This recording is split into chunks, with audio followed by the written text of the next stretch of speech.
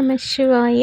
வணக்கம் நண்பர்களே. இந்த வீடியோவில் மிதுன ராசிக்காரர்களுக்கான 2025 புத்தாண்டு ராசி பலன் பற்றி தான் பார்க்க போகிறோம். இந்த வருடம் உங்களுக்கு எப்படி இருக்குன்றதை பார்த்துடலாமா?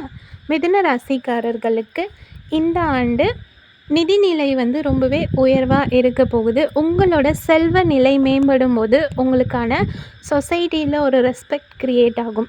சரிங்களா? இந்த வருஷம் ரொம்பவே சிறப்பாக இருக்க போகுது.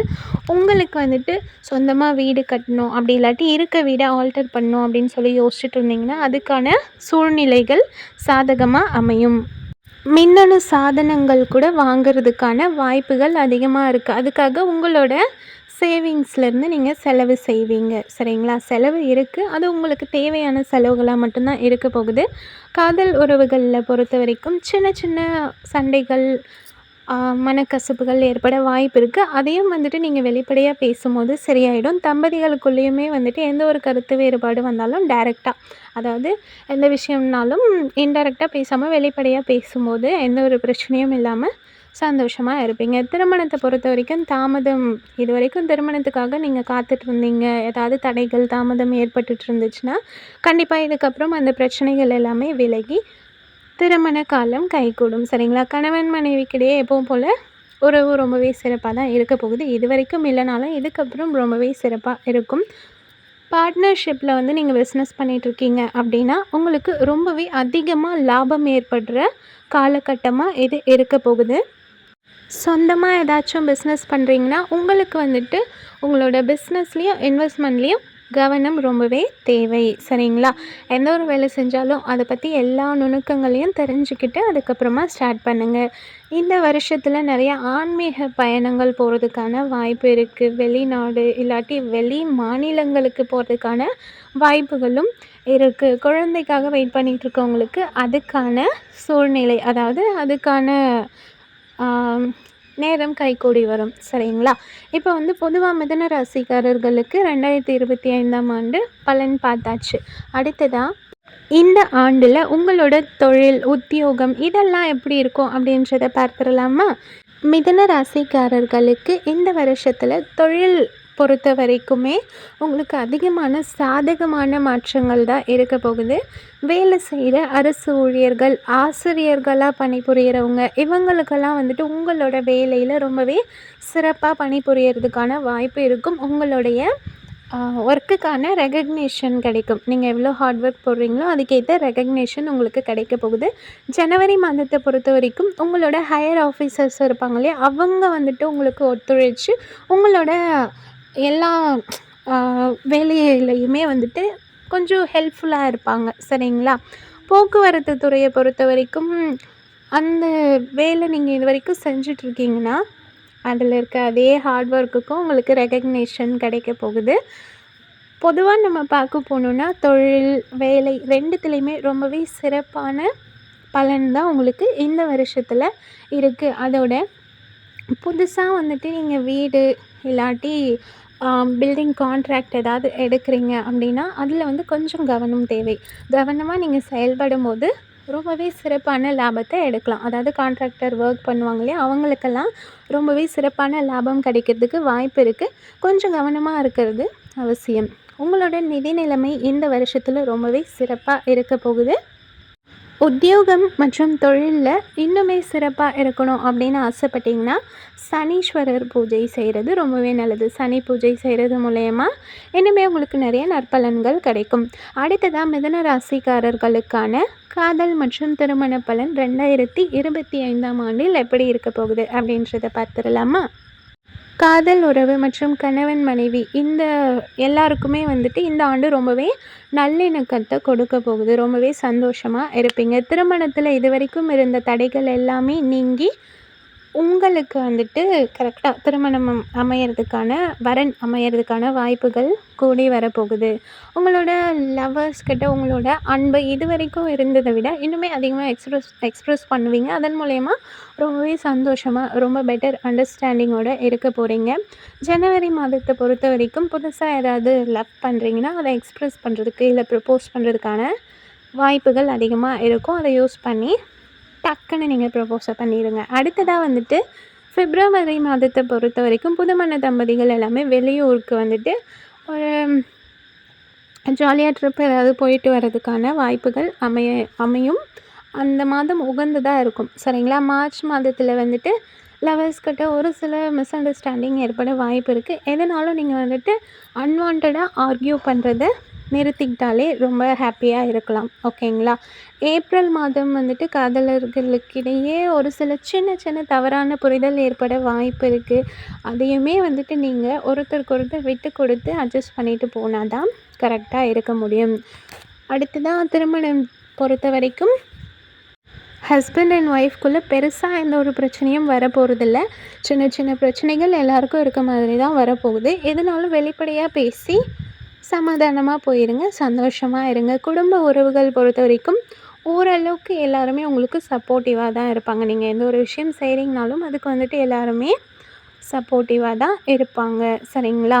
திருமண ஆனவங்க வந்துட்டு உங்களோட வாழ்க்கை துணையை வந்துட்டு புது புது இடங்களுக்கு கூட்டிகிட்டு போகணும்னு சொல்லி ஆசைப்படுவீங்க. அதுக்கான காலம் கைகூடி வரும். ரொம்பவே சந்தோஷமாக தான் இருக்க போகிறீங்க.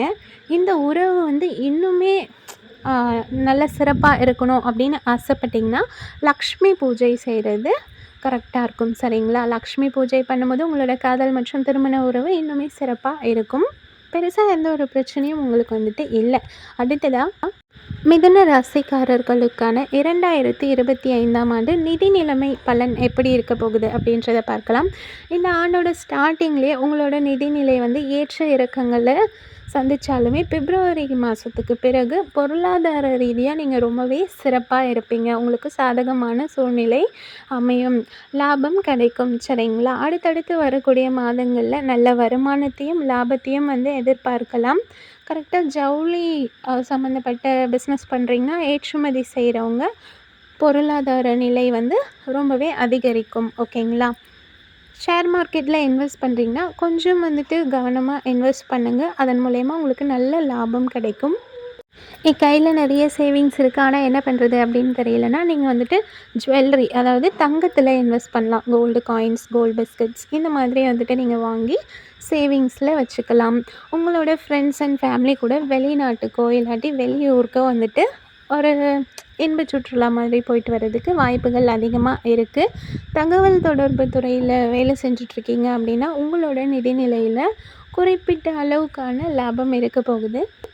இந்த ஆண்டோட கடைசி 3 மாதத்தில் உங்கள் கையில் இருக்க பணத்தை வச்சு நீங்கள் இன்னுமே அதிகமாக வந்து லாபம் எடுக்கிறதுக்கு வாய்ப்புகள் கூடி வரும்.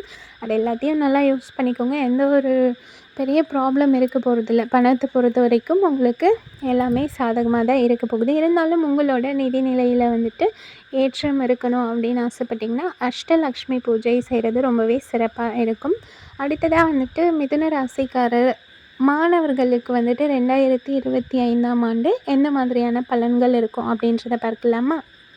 இந்த வருஷத்தோட ஸ்டார்டிங்கில் ஆரம்ப கல்வி, அதாவது ஆரம்ப வகுப்பில் படிக்கிற மாணவர்களுக்கு வந்து பெற்றோர்களோட ஆதரவு ரொம்ப அதிகமாக இருக்கும். அதன் மூலயமா அவங்களோட கற்றல் திறன் மேம்படுறதுக்கு வாய்ப்பு இருக்குது. நடுநிலை பள்ளியில் படிக்கிற மாணவர்களுக்கு வந்து அதிகமாக வந்து இசை இல்லாட்டி மற்ற கலை விஷயங்களில் வந்துட்டு இன்ட்ரெஸ்ட் வந்து இருக்கும். அதை வந்து எக்ஸ்ப்ரெஸ் பண்ணுறதுக்கு வாய்ப்பு இருக்கும். உங்களோட திறமையை வெளிப்படுத்தி அதற்கான அங்கீகாரத்தை பெறுவீங்க. ஓகேங்களா? மேல்நிலை கல்வியை பொறுத்த வரைக்கும் மாணவர்கள் வந்துட்டு உங்களோட படிப்பில் கவனம் செலுத்துறது ரொம்பவே அவசியம். ஏன்னா இதுதான் அடுத்து உங்கள் காலேஜ் லைஃப்பை டிசைட் பண்ண போகுது. ஸோ கவனமாக வந்துட்டு நீங்கள் படிக்கிறது ரொம்பவே நல்லது. தேவையற்ற என்டர்டெயின்மெண்ட்ஸ் எல்லாம் கட் பண்ணிவிட்டு உங்களோட தேர்வுக்காக ப்ரிப்பேர் பண்ணுறதை ஸ்டார்ட் பண்ணுங்கள். போட்டித் தேர்வில் வந்துட்டு பங்கேற்க விரும்புகிற மாணவர்கள் அதுக்காக வெயிட் பண்ணிகிட்ருக்கீங்கன்னா அதுக்கான நல்ல காலமும் கூடி வரும். எதுனாலும் நீங்கள் வந்துட்டு உங்களோட ஸ்டடீஸில் கான்சென்ட்ரேட் பண்ணி படிச்சிங்கன்னா அதுக்கான ரெகக்னிஷன் கண்டிப்பாக கிடைக்கும். சரிங்களா? மொத்தத்தில் இந்த வருஷத்தில் வந்துட்டு மிதுன ராசியை சேர்ந்த மாணவர்கள் படிப்பில் ரொம்பவே கவனமாக இருப்பீங்க. அதாவது அதில் ரொம்ப இன்ட்ரெஸ்டடாக இருப்பீங்க. சரிங்களா? உங்களோட கல்வியில் இன்னுமே ஏற்றம் உண்டாகணும் அப்படின்னு ஆசைப்பட்டிங்கன்னா துர்கா பூஜை செய்கிறது ரொம்பவே சிறப்பாக இருக்கும். அடுத்ததாக நம்ம மனுஷ வாழ்க்கையில் என்ன இருந்தாலும் யார் இருந்தாலும் கையில் வந்து காசு, சொந்தம், பந்தம் எல்லாம் இருந்தாலும் அதை அனுபவிக்கிறதுக்கு நம்ம ஹெல்த்தியாக சந்தோஷமாக இருக்கணும் இல்லையா? ஆரோக்கியமாக. ஸோ ஆரோக்கிய பலன் எப்படி இருக்குன்றதை பார்க்கலாம். மிதுன ராசி ராசிக்காரர்களுக்கு 2025ஆம் ஆண்டிற்கான ஆரோக்கிய பலன். இந்த வருஷம் உங்களோட ஆரோக்கியம் வந்து பொதுவாக ரொம்பவே சிறப்பாக தான் இருக்க போகுது.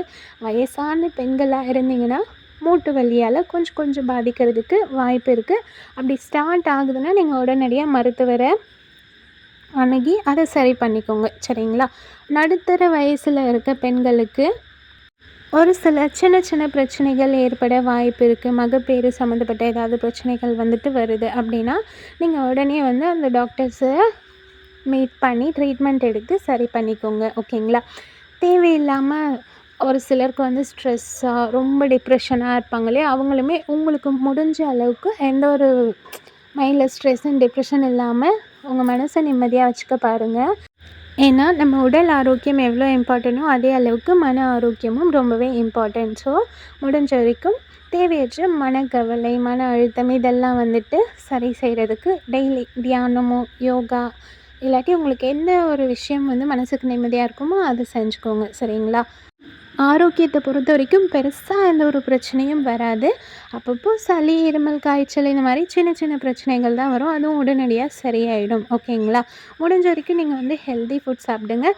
குளிர்பானங்கள், ரொம்ப இந்த சில்னஸான ஃபுட்ஸ் எல்லாம் எடுக்கிறத மட்டும் தவிர்க்கிறது ரொம்பவே நல்லது.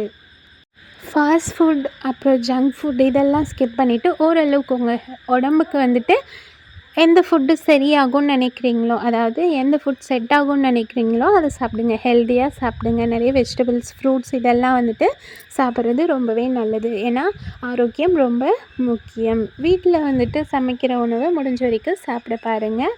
உங்களோட ஆரோக்கியத்தில் இன்னுமே வந்துட்டு சிறப்பாக இருக்கணும், நல்லா ஹெல்த்தியாக இருக்கணும் அப்படின்னு சொல்லி ஆசைப்பட்டிங்கன்னா புதன் பூஜை செய்கிறது ரொம்பவே சிறப்பாக இருக்கும், ஓகேங்களா? அடுத்ததாக இந்த ஆண்டில் உங்களுக்கு அப்பப்போ ஏற்படுற சின்ன பிரச்சனைகள்லேருந்து விலகி நீங்கள் இன்னுமே சந்தோஷமாக இருக்கணும் அப்படின்னு நினச்சிங்கன்னா வீட்லேயே செய்யக்கூடிய ஒரு சில சின்ன பரிகாரங்கள் பற்றி உங்களுக்கு சொல்கிறேன். புதன்கிழமை அன்னைக்கு வந்துட்டு விஷ்ணு பகவானுக்கு பசு நெய்யில் தீபம் ஏற்றி வழிபாடு செஞ்சு வந்தீங்கன்னா உங்களோட வீட்டில் ஐஸ்வர்யம் பெருகும். அடுத்ததாக சின்ன குழந்தைங்களுக்கு வந்து அவங்களோட எஜுகேஷனுக்காக நீங்கள் வந்துட்டு உங்களால் முடிஞ்ச ஏதோ ஒரு ஹெல்ப்பு பண்ணுறீங்கன்னா உங்களோட தொழில் வந்து ரொம்பவே சிறப்பாக இருக்கும். புதுசாக கல்யாணம் ஆனவங்களுக்கு வந்து புது ட்ரெஸ் வாங்கி தரது மூலயமா உங்களோட தன நிலையில் ஏற்றம் அதிகமாக இருக்கும், ஓகேங்களா? பூஜைகள் ஏதாச்சும் செய்யணும் அப்படின்னு ஆசைப்பட்டிங்கன்னா உங்களோட குடும்பத்தில் ஐஸ்வர்யங்கள் கிடைக்கணும் அப்படின்னு ரொம்ப ஆசையாக இருக்குது அப்படின்னு நினச்சிங்கன்னா மகாவிஷ்ணுக்கு பூஜை செய்யலாம். அதன் மூலயமா செல்வ செழிப்போடு இருப்பீங்க. அடுத்ததாக இந்த வருஷத்தில் மிதுன ராசிக்காரர்களுக்கு சாதகமான மாதங்கள் பற்றி பார்க்கலாம். ஜனவரி, மார்ச், ஜூன், ஜூலை, செப்டம்பர், அக்டோபர் இதெல்லாமே சாதகமான மாதங்கள். சாதகமற்ற மாதங்கள்னு பார்த்தா பிப்ரவரி, April, May, August, November, December இதெல்லாம் கொஞ்சம் சாதகம் இல்லாத மாதங்கள். அவ்வளோதான். இந்த வீடியோவோட எண்டுக்கு வந்தாச்சு. மிதுன ராசிக்காரர்களுக்கான 2025ஆம் ஆண்டிற்கான ராசி பலன் பற்றி பார்த்தாச்சு. கண்டிப்பாக இந்த வீடியோ உங்களுக்கு பிடிச்சிருக்குன்னு நம்புகிறேன். இந்த வீடியோவை உங்களோட மிதுன ராசி ஃப்ரெண்ட்ஸ் அண்ட் ஃபேமிலிக்கு ஷேர் பண்ணி சப்போர்ட் பண்ண சொல்லுங்கள். மறக்காம சேனலையும் சப்ஸ்கிரைப் பண்ணி வச்சுக்கோங்க. ஸ்ரீராம ஜெயம். ஜெய் ஸ்ரீராம் ஆஞ்சநேயா. நன்றி, வணக்கம்.